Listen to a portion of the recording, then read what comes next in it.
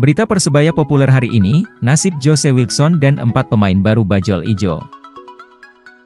Berita Persebaya populer hari ini ada nasib dari pemain asing Bajul Ijo asal Brasil yaitu Jose Wilkson. Kemudian berita kedua ada 4 pemain baru Persebaya untuk sisa BRI Liga 1 2021. Berikut selengkapnya. 1. Nasib Jose Wilkson. Jose Wilkson dinilai para bonek dan bonita tampil kurang tajam di Liga 12.021 putaran pertama. Sehingga bonek dan bonita menginginkan ada perombakan di posisi striker dengan cara mendatangkan pemain baru. Jose Wilkson sendiri masih terus menjalani latihan bersama tim Bajul Ijo sejak 13 Desember 2021. Striker asal Brasil itu sudah menyumbangkan 6 gol di tim Bajul Ijo. Manajemen Persebaya hingga kini masih menganggap komposisi pemain cukup bagus, termasuk pemain asing. Sehingga nasib Jose Wilkson masih aman. Terbukti Persebaya bisa finish posisi ketiga klasemen BRI Liga 1 2021. Posisi Jose Wilkson bisa saja tidak aman dengan kedatangan striker muda haus gol yaitu Muhammad Akrom. Pemain jebolan klub internal Bintang Timur itu diminta langsung pelatih Aji Santoso untuk mengikuti latihan bersama sejak Rabu 17 Desember lalu. Karena Aji sempat membaca portofolio yang dimiliki Akrom sejak U16. Benar saya yang minta pribadi. Saya ingin melihat kemampuannya. Saya dengar dia bagus. Kalau oke, kenapa tidak bergabung, ungkap Aji Santoso dikutip dari laman resmi klub belum lama ini. Didatangkannya striker muda haus gol bisa jadi opsi atau persiapan Persebaya ke depan.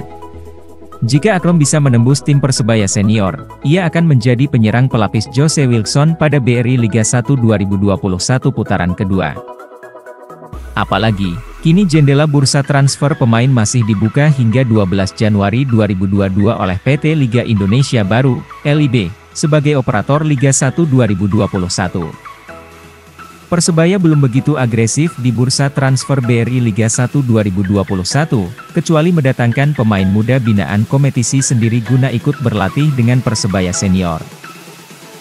2. 4 pemain baru Persebaya. 4 pemain baru Persebaya yang diambil dari kompetisi internal yaitu Muhammad Akrom, Rafli Ar-Rasyid, Mochwidi Syarif Hidayatullah, dan Bramdani diikutkan Aji Santoso dalam latihan tim. Jika 4 pemain tersebut bisa memikat Aji Santoso, bukan tidak mungkin akan dibeli alias menjadi bagian tim senior Persebaya di lanjutan Liga 1 2021. Masa jeda kali ini setidaknya ada 9 pemain muda yang ikut berlatih untuk dilihat kemampuannya oleh pelatih Persebaya. Langkah ini dilakukan Aji Santoso untuk mewujudkan impiannya di musim 2024 skuad lokal Persebaya dihuni pemain jebolan kompetisi internal. 4 pemain masih kami tahan, masih suruh ikut latihan, saya lihat progresnya ke depan seperti apa, tapi yang jelas menurut pengamatan saya 4 pemain yang sisa ini cukup lumayan. Artinya bisa berkembang, ucap pelatih asal Malang itu. Kami lihat dulu nanti, saya agak lama sedikit, saya suruh latihan karena baru 2 kali latihan, mungkin agak lama gabung dengan latihan tim, karena saya lihat pemain ini ada potensi bagus, terang Aji Santoso. Saleh Hanifah, pemilik 2 klub kompetisi internal, Bintang Timur dan Indonesia Muda menilai impian yang disampaikan Aji Santoso itu menjadi tantangan tersendiri bagi klub peserta kompetisi internal. Saya sudah mendengar statementnya, dan itu betul-betul sangat menggugah saya untuk bisa mempersiapkan pemain agar di kompetisi baik, ini tantangan juga buat saya, tutur Saleh Hanifah, Selasa 21 Desember. Sekarang masing-masing klub memiliki komitmen yang sama, semangat juang yang sama, semangat yang tinggi bisa mencetak banyak pemain untuk kepentingan Persebaya dan nasional, tambahnya. Tidak hanya soal menjawab keinginan Aji Santoso, Saleh Hanifah menyebut bahwa kompetisi internal Persebaya memang sejak dulu selalu menjadi mesin pencetak pemain berkualitas. Sebagian bahkan menjadi andalan timnas Indonesia lintas generasi. Termasuk di tim Persebaya musim 2021 ini, dari total 30 pemain, 13 diantaranya merupakan pemain jebolan tim kompetisi internal yang sebagian menempati posisi utama di dalam tim. Dari tahun ke tahun selalu mencetak pemain berkualitas. Alhamdulillah ada saja dari internal yang menghasilkan medali di kejuaraan yang diselenggarakan PSSI, sebut Saleh Hanifah. Mengenai capaian yang diraih sejauh ini oleh kompetisi internal, Saleh Hanifah yang juga menjabat sebagai Direktur Amatir Persebaya itu katakan bukan hal kebetulan.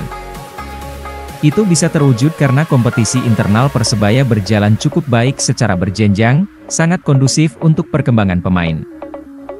Ini bank data akan berjalan terus, pantauannya akan berjalan terus.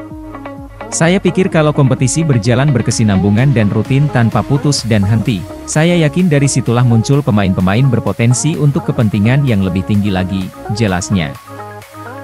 Ia juga menegaskan, sebagai hulu dari proses pembinaan, klub internal memiliki komitmen untuk mencetak lebih banyak pemain level nasional yang rencananya sejak musim depan akan digelar sejak kelompok umur 13. Sehingga diharapkan bibit-bibit pemain dapat lebih cepat ditemukan, dibina dan disiapkan untuk menjadi pemain profesional. Jadi dari usia muda inilah bisa dipantau setiap tahunnya mereka akan terpakai terus di kompetisi-kompetisi yang diselenggarakan PSSI, paparnya.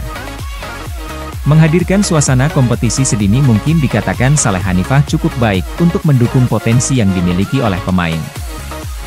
Apalagi, tiap klub peserta kompetisi internal itu juga cukup aktif mengikuti kejuaraan yang digelar PSSI daerah maupun pusat.